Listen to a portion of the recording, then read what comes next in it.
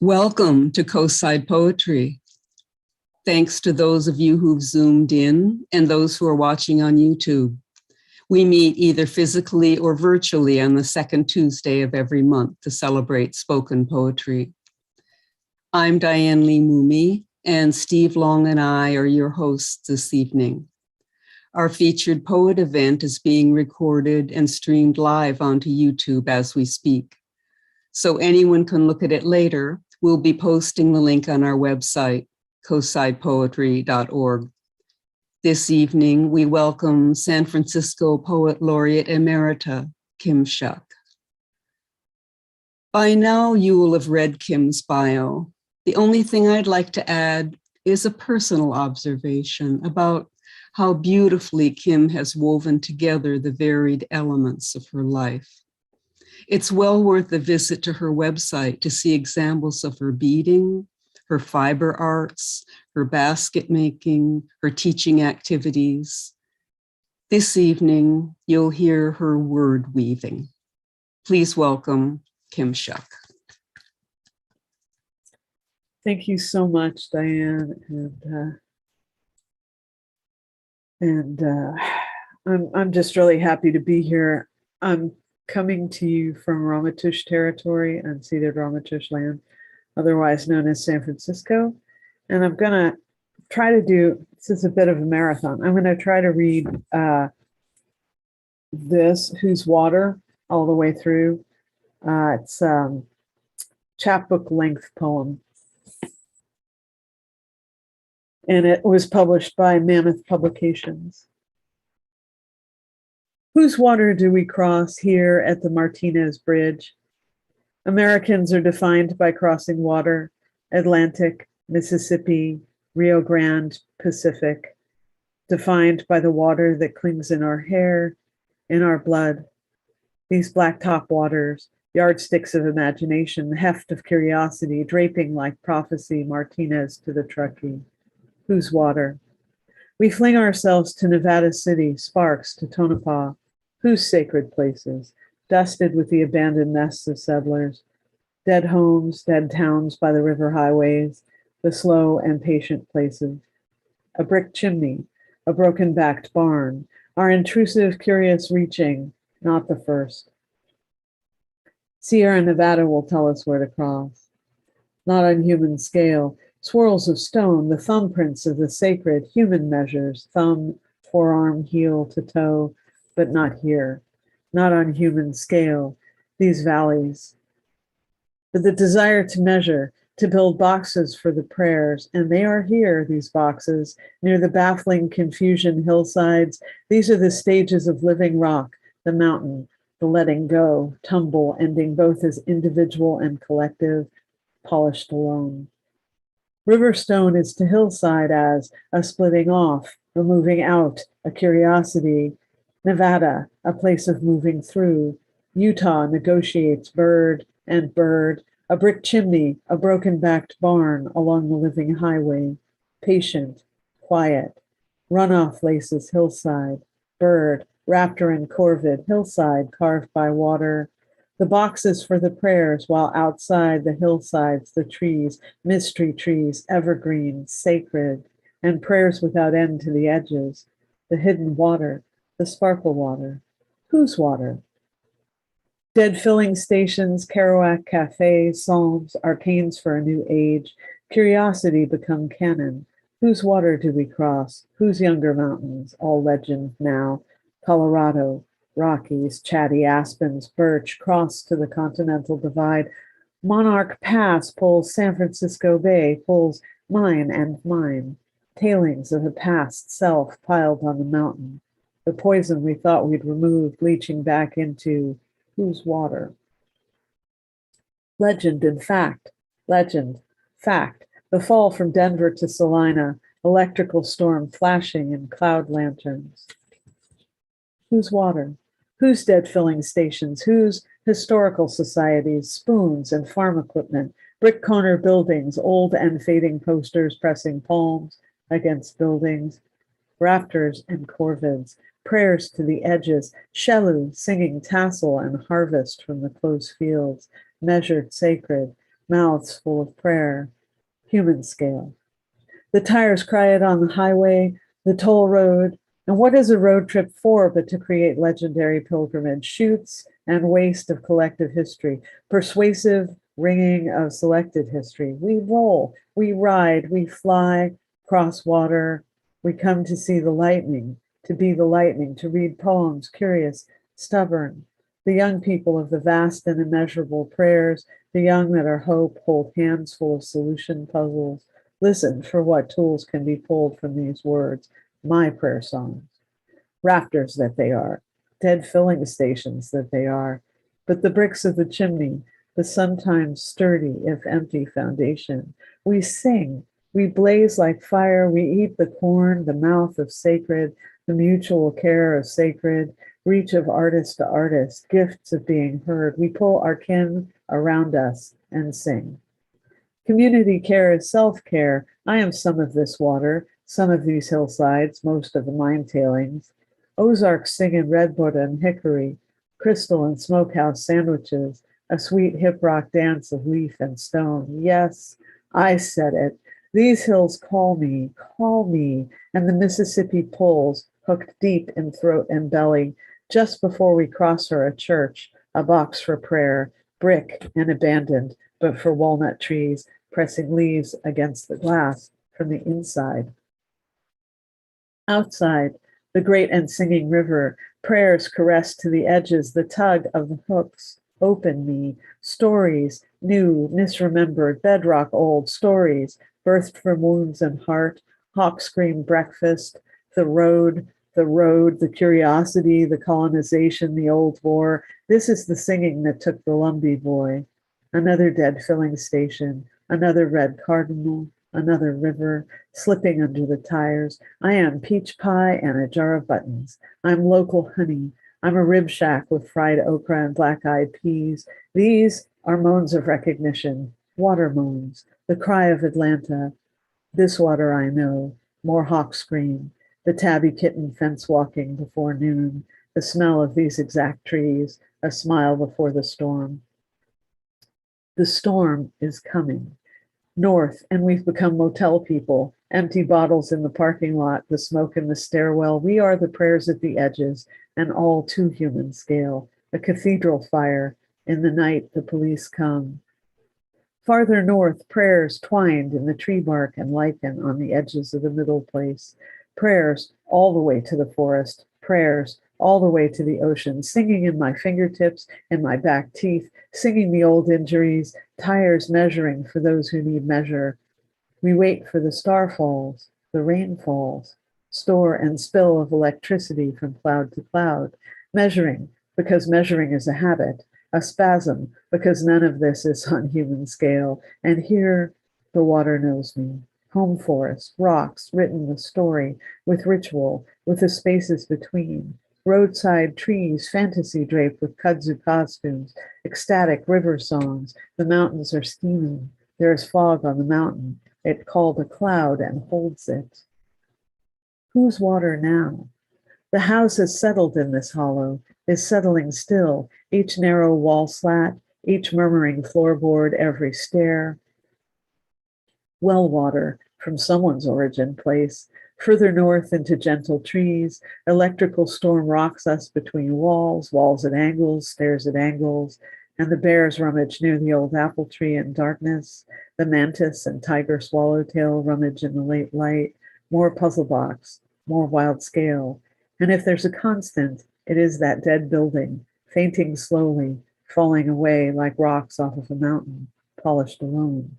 A piece, a key, a symptom. Then to the city made of story, mistranslated, mispronounced, Library of Congress, a mountain, each book polished. Whose water? Mispronounced, mislaid, misdiagnosed, mixed feelings.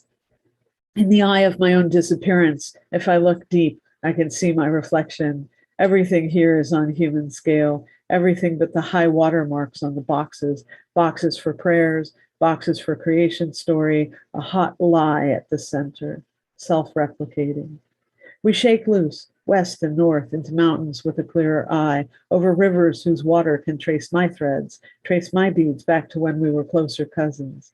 These train tracks, not river, but measure, brushstrokes of control, falling away from the mountain like any other rock does, polishing on the laybys, on the spurs, aging, learning to sing river songs and come to rest against a box for prayer, stones that have settled down, story streets that float above water, sing the confluence of river, the muscle of human memory rhyming here with river song, a hand reaching, dead buildings by the road, a heavy rain, prayers to the creation myth, imagined history out to the horizon, water rewritten, lake rewritten, rewriting shore and bed. Whose story? Whose water? Ice and fog.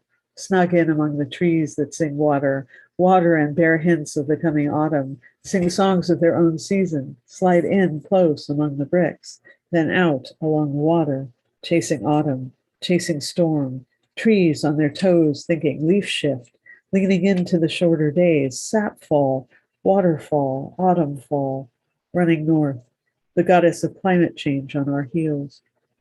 Whose interstate? Whose bridge?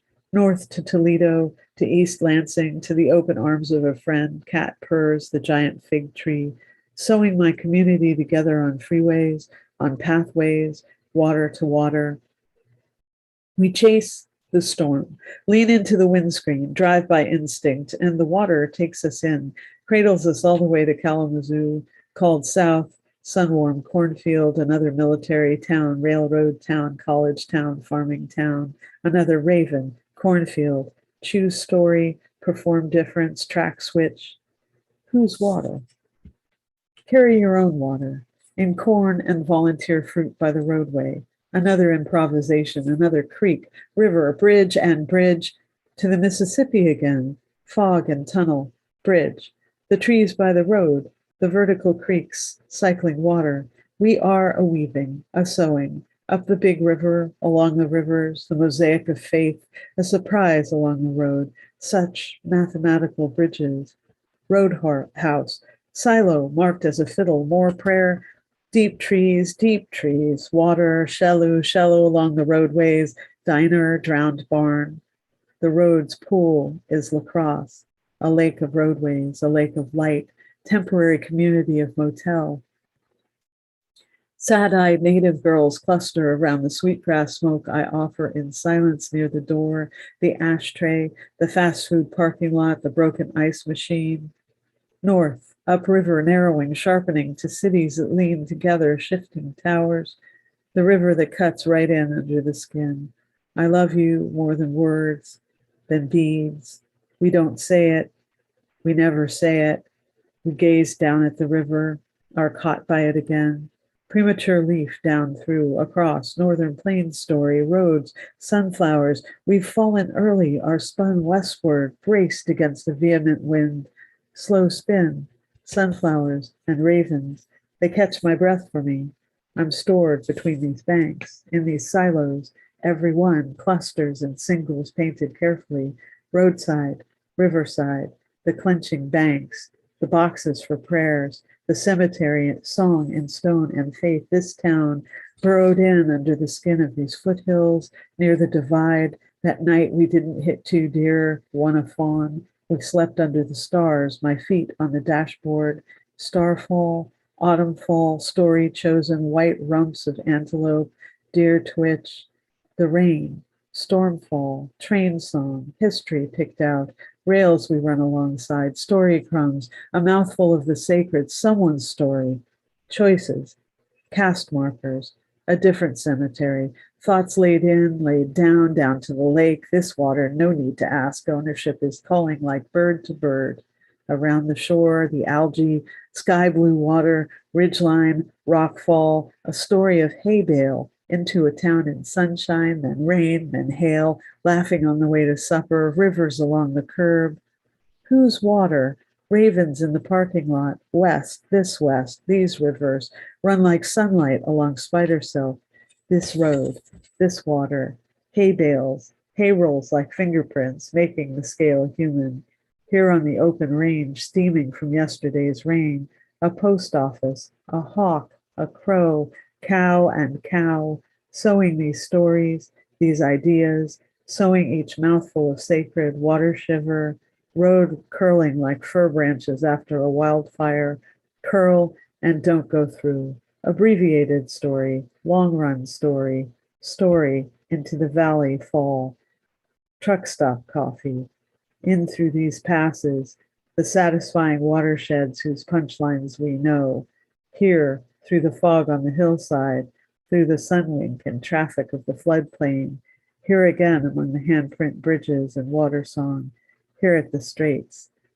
Whose water?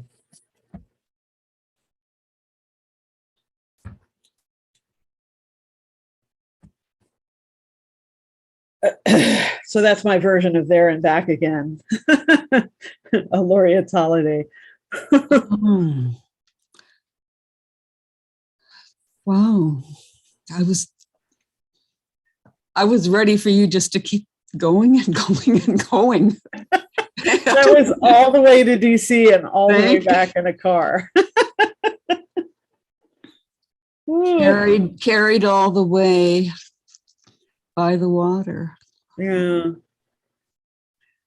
Yeah, the reason that poem got kicked, I don't know if we ever know why we write a thing, but the starting point of that was the night before we left. I did a reading for Mauna Loa, where they were protesting at the time.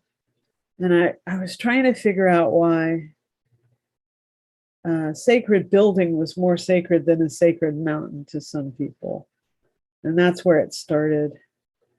And it just kind of, I don't generally write poems anywhere near that long. The people who know me know I write, a page on my notebook, which is slightly smaller than other things. I write short poetry, but that just seemed to be all one thing. So that's how. I don't think it could have been shorter and been effective. No, it was.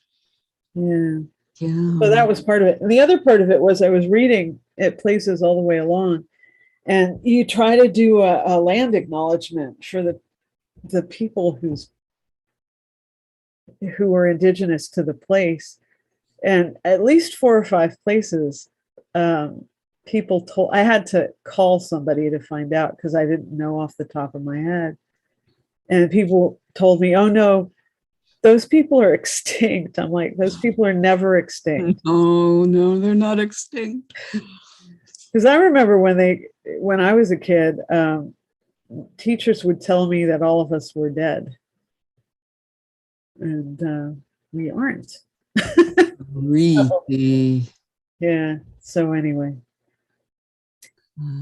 I suppose since I have 2 minutes left, I could pull in one more poem. Do you want to hear a I was just going to say there's more time. Yes, we'd love to hear more. For those of you who bead, I just picked this book up and it snagged on a thread that pulled really far, and I'm kind of wondering what the heck I just did on my desk. Yikes. Okay, this is one of my favorite poems of mine, and I know we're not supposed to love any of our babies more than the rest, but I do, so that's how it's going to come across. And then I just realized that I'm reading to Diane for a second time, so maybe I'll do this instead. This is probably the only poem I wrote for my paternal grandmother, but I'm feeling a little more sympathy for her these days. It's called In the Walnut Grove. That year, the wind took the topsoil and the children. The maps all changed, and not everyone found a pair of magical shoes or good company. I wonder if she paused every time she introduced herself, if it was a question between her teeth as well, the taproots that go somewhere unknown, and we understand that every family has stories that are only painted over. There are always things hidden in the walls. But when all you know is the blank wall and the hints and suggestions of what might be in there, and you know, that all of the expected family portraits are in ink, only visible under a certain moon. Just recently, I read it slowly. I wasn't supposed to. I was supposed to be beading, but the wind was really bad that day and it was blowing all my beads around. So I locked it all up. And then somebody was like, well, I heard you were going to read. And I was like, well, I didn't hear that. We had a bit of a discussion and they talked me into it.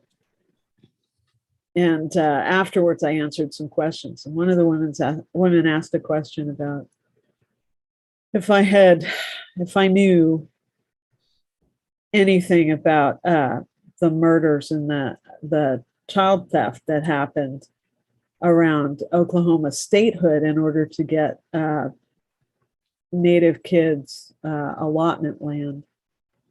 And that is precisely why my grandmother was adopted.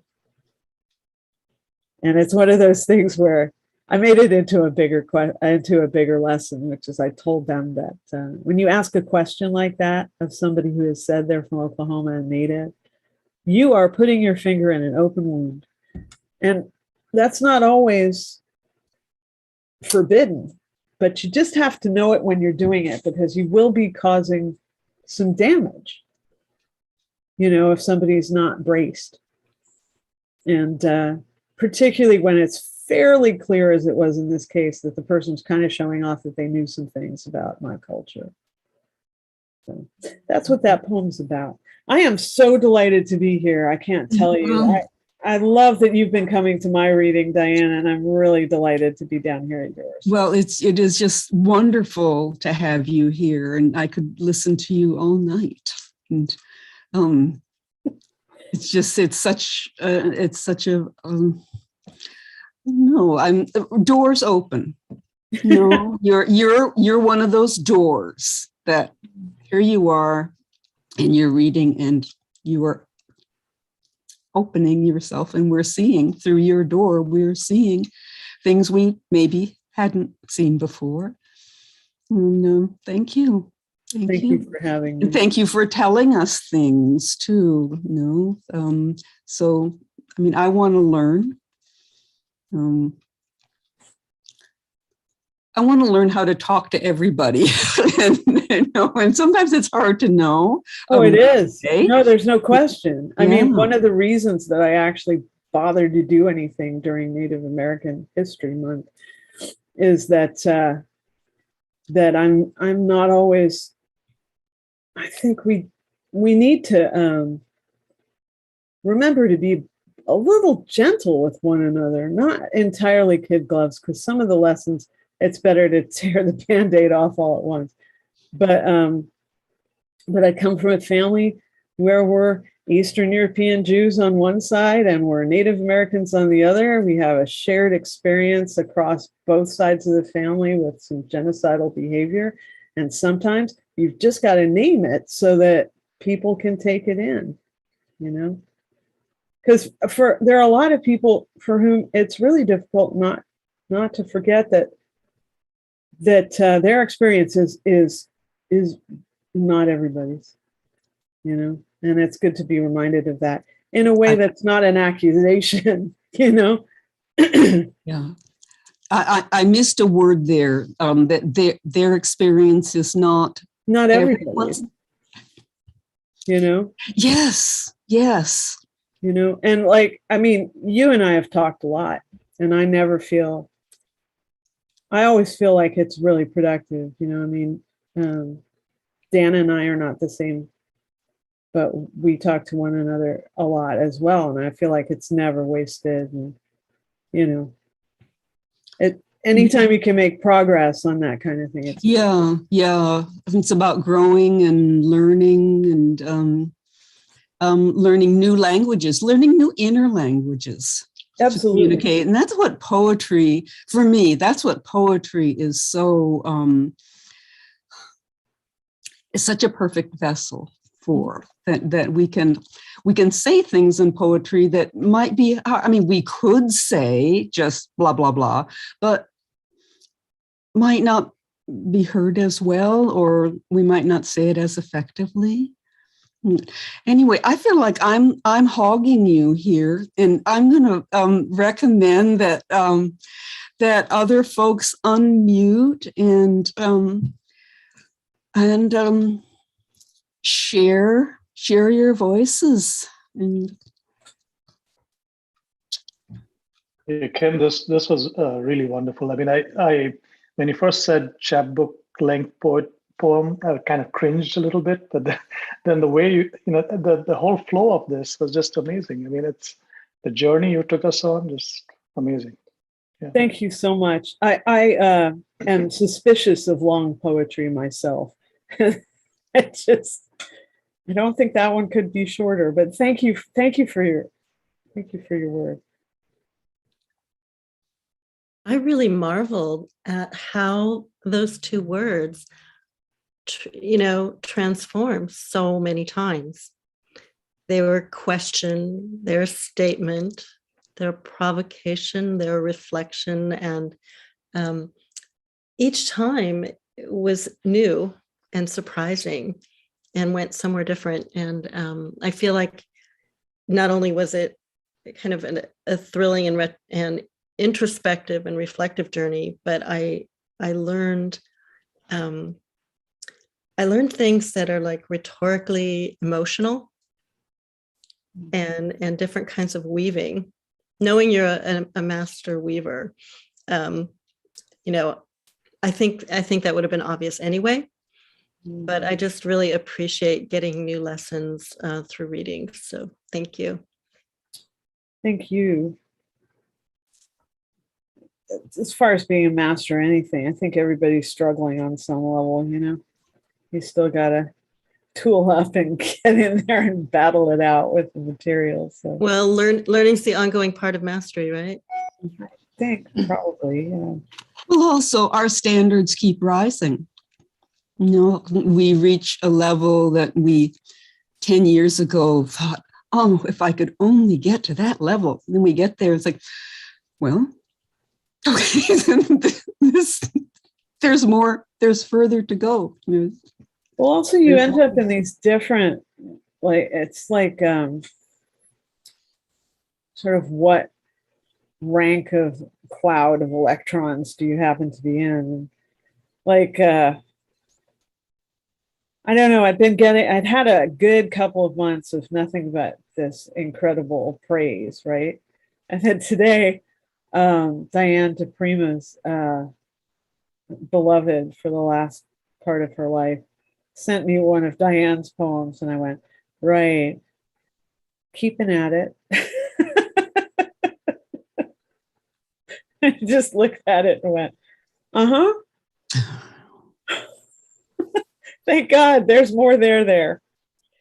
I want to also say, Kim, that I have always been both suspicious of long poems and I feel sort of trapped sometimes when I'm either reading or hearing a long poem. Like, it's not that many of them aren't well worth reading or hearing, but I did not feel that way this time. And one of the reasons is it was like sewing, and sometimes it was just like a river or music. I can't say that I listened to every word in the same way, but it would come in and out like,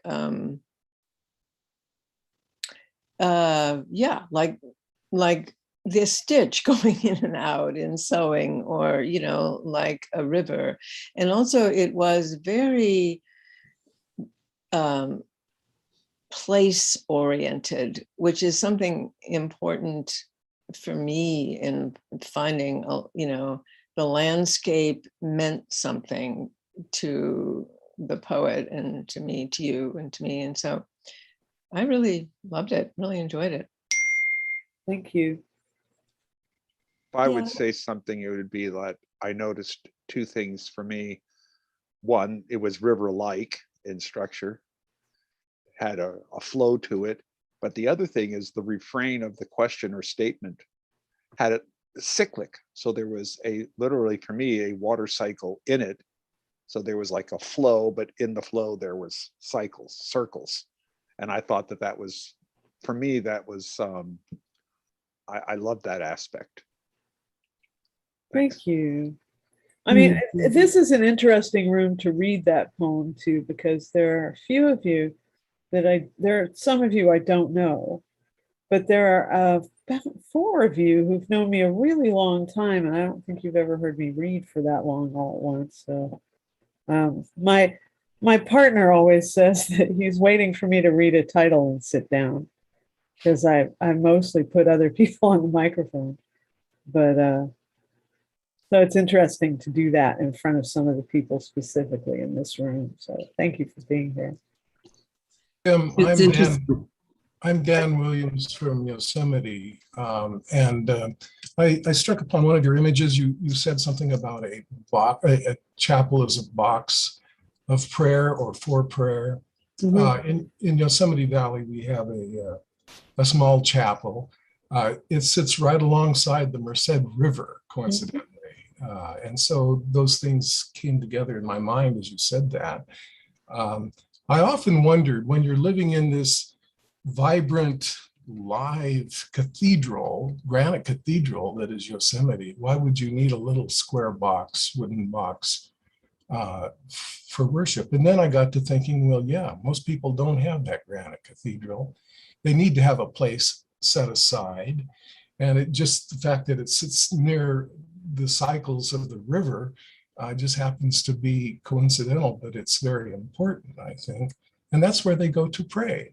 And I think that's a wonderful thing, that people who can't share the joys of the natural world as much as others can go to these places and find silence and solace. Thank you for that. I also wanted to say that I'm feeling, along with my great enjoyment of your poem, I'm feeling liberated by the fact that you read a long poem and held our attention, because I've been, I guess for years, kind of shying away from reading long poems at readings. So I'm seeing that it can be done.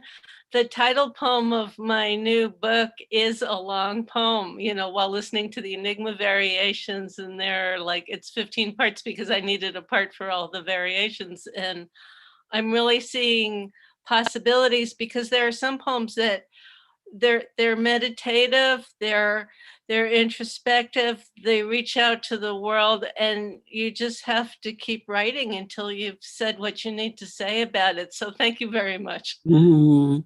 I mean, to be fair, sometimes you need to take a machete to that afterwards. Oh. But you know, Yeah, we'll sometimes be you fair. do. Sometimes you need to do that. Yeah, fair enough, right?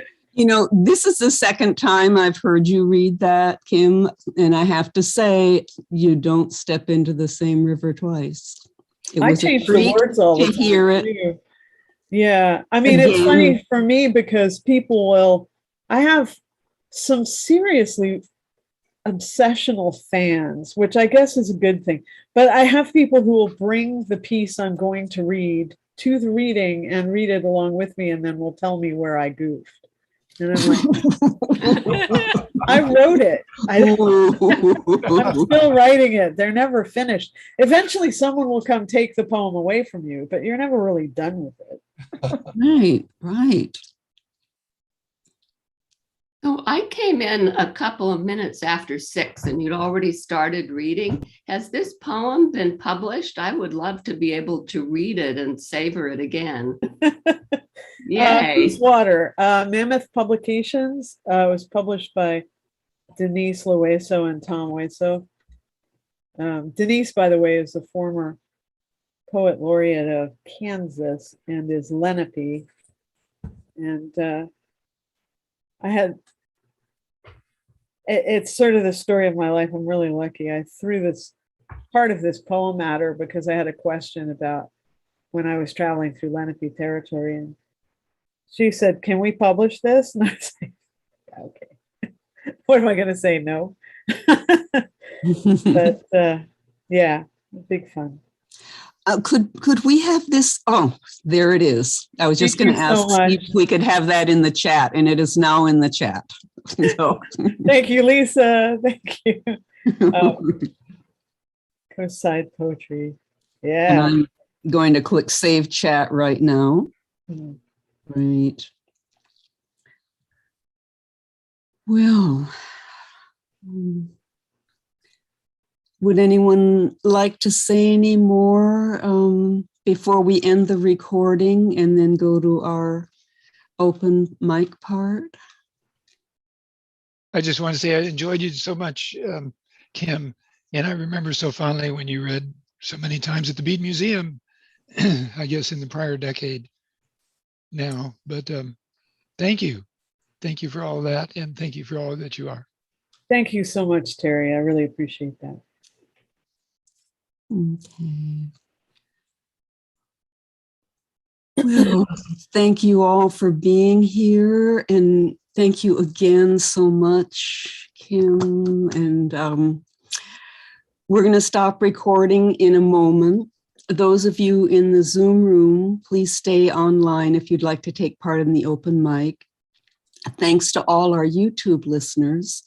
Please tune in for our next regular Coastside Poetry event on Tuesday. Oh, I think it's January 12th. The second Tuesday of January anyway, when we will welcome San Mateo County Poet Laureate, who might be emerita at that time, I still haven't heard, Eileen Casanetto. So that brings us to the end of tonight's recorded program. Thanks so much for joining us and for helping to keep the lamps of poetry burning.